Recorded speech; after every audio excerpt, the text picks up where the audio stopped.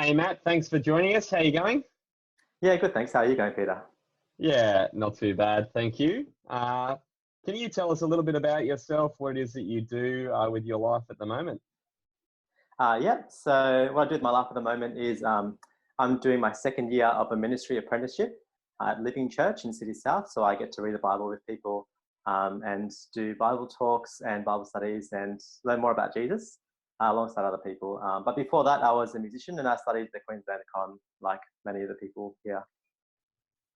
Yay for the con. Okay. And how long has it been since you finished up at the con? That was 2016, so a couple of years now. Okay, It was long cool. enough ago that I was back at the con the days where we actually met on campus and had room bookings for Bible talks and things like that. So that feels like a little while ago now.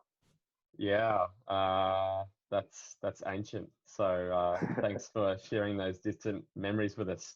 We can't hear the horn so much during these online versions of our meetings, so that's at least comforting.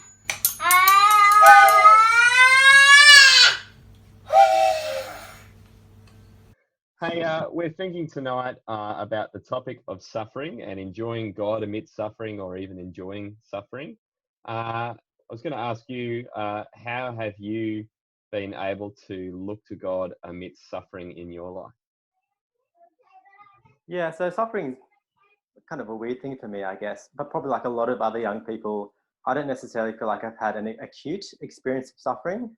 I haven't really been heartbroken or lost someone really close to me, something like that. So in some ways, it's easy to think I haven't suffered as much as other people. But then I step back and actually realize suffering for me has looked a bit different and more like a slow burn of suffering and the slow grieving of the loss of hopes and dreams throughout my life. And I think for me particularly, as someone who realized quite young that I was same-sex attracted, I was grappling with what that meant for how I live as a Christian. I realized, fairly early on that I can expect to probably live the rest of this life as a single guy. I don't really realistically expect to ever marry a woman. And so that sort of means all sorts of other things like never having kids, not having a family of my own, all those sort of those hopes and dreams that you might have for yourself, slowly grieving those. So it's been a different sort of suffering to sort of have lots of good days where you actually enjoy the experience of singleness, but then those moments where it is a slow burn of suffering. And so I think for me, it's been a real test in, I guess, my patience in trusting God, not just for being able to be single, just this week or this month or this year, which is not super hard, but actually for the rest of this lifetime to think, how Mm, much do I actually depend on God's goodness and the adequacy of my relationship with Him? That it's not just okay for right now, but it would actually be okay for a whole lifetime. That really sort of forced me to grapple with how good I really think the gospel is. Is it really worth this experience? But I think as I've done that, it's also shown me just how good God really is. As mm. I've not really had the opportunity to look forward to something like marriage as completing my life or family is giving my life meaning. I think that's actually forced me to see how much I have to look forward to in the new creation when God says that there will be this glorious marriage between Christ and his people.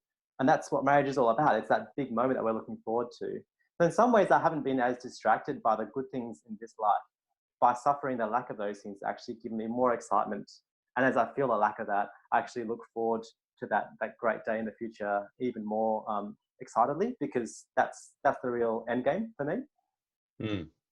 That's so helpful, mate. Thank you for sharing openly about that. You're actually going to be opening the Bible for us over the next few weeks. You'll be giving the Bible talk for the last 3 weeks of Trimester, looking at the book of Titus or the letter to Titus. What can we look forward to hearing from as you present to us from the book of Titus? Yeah, I've been getting really excited about getting into this myself, actually. As I've been reading through, I've been seeing just how intensely practical this book is. So I think you can look forward to not just being reminded by the truth of the gospel, and there's a lot about truth and holding to the truth in the first chapter, but then what the response to that truth looks like. And so in the second and third weeks, we're going to get really practical, thinking about the place of good works in the Christian life. And good works is something we tend to sort of shy away from. That phrase might sound a little bit uncomfortable to a lot of evangelical Christians. We're actually going to lean right into it and see how good works are the right response to being transformed by the gospel. We're going to think really practically about what that transformed life might look like for uni students in 2020. That sounds fantastic. Matt Ventura, we're really looking forward to hearing from you over the next few weeks. Thanks for sharing with us tonight, and I will see you later. Thanks, Peter. See you later.